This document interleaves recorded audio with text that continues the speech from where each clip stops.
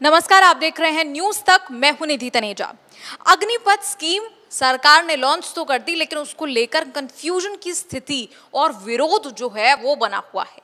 आज एक खास मेहमान से बात करेंगे, संदीप फौजी से बात करेंगे, जिन्होंने 6 साल जो है वो अपने सेना में दिए हैं।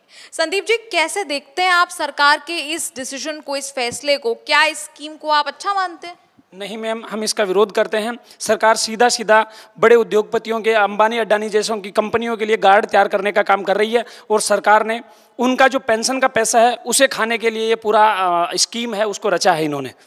आपको लगता है कि जो 75% सरकार कहती है कि 75% जो है उनका तो कोई अता पता नहीं, 25% को हम जरूर रेगुलर परमानेंट कार्डर में जगह दे देंगे, तो उन 75% हैं, आपने कहा कि कॉर्पोरेट हाउसेस के जो बड़े बड़े उद्योगपति हैं उनको वहाँ सिक्योरिटी गार्ड के उस पर तैनात कर दिया जाएगा। इसके अलावा लोगों का जो चिंता है लोगों के मन में वो ये कि 4 साल की मिलिट्री ट्रेनिंग के बाद आखिर किस तरह की नौकरी अंत में मिल पाएगी उनको? आपको क्या लगता है किस तरह की और नौकरियां उनको मिल सकती हैं ऐसे में?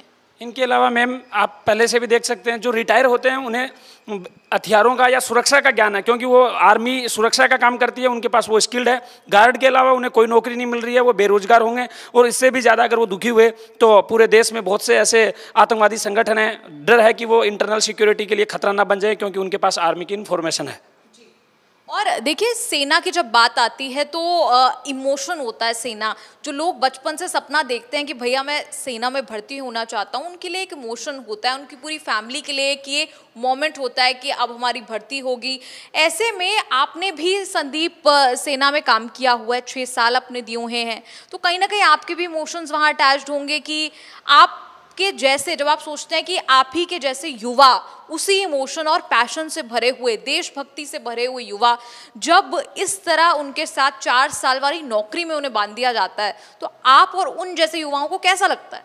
मैम, सीधा सीधा उन बच्चों के साथ में और उनकी परिवारों के साथ में खिलवाड़ है, क्योंकि जब कोई आदमी फोर्स में जाता है तो नेताओं के कितने बेटे फोर्स में जाते हैं। मैं लिस्ट जानना चाहता हूं कि इस देश के कोई सांसद ऐसे हैं, कोई मंत्री जी ऐसे हैं जिनका बेटा फौज के अंदर और ऑफिसर नहीं, ORS रैंक के लिए ड्यूटी पे गए, क्योंकि इन्होंने ऑफिसर्स को तो वैसा ही रखा है जैसे पहला था। और 25% जो अंदर रख रहे हैं, मैं ये भी कहना चाहूँगा, सिर्फ और सिर्फ ये करप्शन करने का एक जरिया है, क्योंकि जो अधिकारी रैंक बैठी हुई है उनको वो पैसा खिला सकें और वो परमानेंट हो सके। क्योंकि जो 25% है उनको परमानेंट करने वाले वही लोग हैं जो लगातार उनके साथ टच में रहेंगे। किनको परमानेंट करेंगे, किस बेसिस पे करेंगे? सीधा सीधा है कि जो उन्हें बेसिस तो कहा जा रहा है कि मेरिट के बेसिस पर होगा।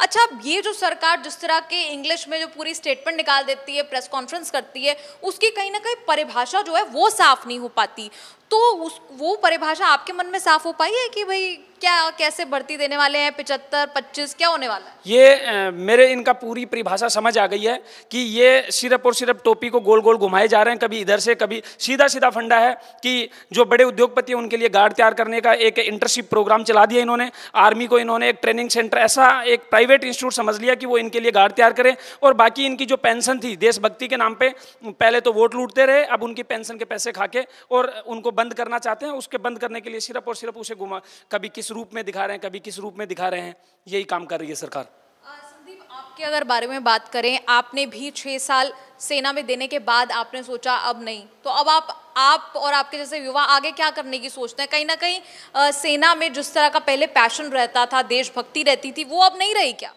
मैम, देशभक्ति किसी एक चीज़ से ये नहीं है कि लोगों ने बता दिया कि 4 साल ही देशभक्ति रहेगी। देशभक्ति का कोई समय नहीं है, और ये परिभाषा मैं नहीं, सरकार ने तय की है। आपने देखा होगा कि फौज में एक रिलेशन कोटा होता है कि जिसका पिता या भाई फौज में होता है उन्हें एक स्पेशल रिलैक्सेशन दिया जाता है ताकि वो फौज में भर्ती हो सकें। वो क्यों दिया जाता है, मैं पूछना चाहता हूँ, आज तक क्यों दिया? इतनी सालों तक, देश की आज़ादी से लेकर आज तक देते हैं। इसका मतलब ये था कि जो वीरता है, जो देशभक्ति की भावना है, ब्लड में होती है, पीढ़ी दर पीढ़ी चलती है, इसीलिए हमेशा मौका दिया जाता है। आपने देखा होगा जो भी फोर्स में है या शहादत जिन्होंने की है या फिर जो देश की स्वतंत्रता के लिए लड़े, उन्हें प्रायोरिटी दी जाती है, इसलिए कि उनकी पीढ़ियों में ही है। और सरकार कहती है कि आप 4 साल आओ, 4 साल में देशभक्ति खत्म हो गई, अब चले जाओ। ये कौन सा तरीका हुआ? अच्छा, 4 साल वाली बात पर आपको ऐतराज है, ये बात तो यहाँ दर्शकों को साफ हो गई। अब जरा आप थोड़ा पॉइंट बाय पॉइंट आप बता पाए अगर कि और किन बातों को लेकर ये विरोध है, जो सड़कों पर हमें विरोध देखने को मिल रहा है? ये विरोध, पहला तो ये 4 साल का जो स्कीम है इसको लेकर के ये पूरी तरीके से खारिज की जाए, और इसके बाद में जो स्टूडेंट हैं उनकी पुरानी भर्तियां जो रद्द कर दी गई हैं उन भर्तियों को वापस से उनके एग्जाम ले और उन्हें बहाल किया जाए। दूसरा, 3 साल से जो भर्तियां नहीं हैं, जो पद खाली हैं, सरकार अभी भी गुमराह कर रही है कि पहली साल 45,000 लेंगे, दूसरी, भाई जब 1.5 लाख पद खाली हैं तो पहले ही साल 1.5 लाख भर्ती क्यों नहीं करवा रहे आप?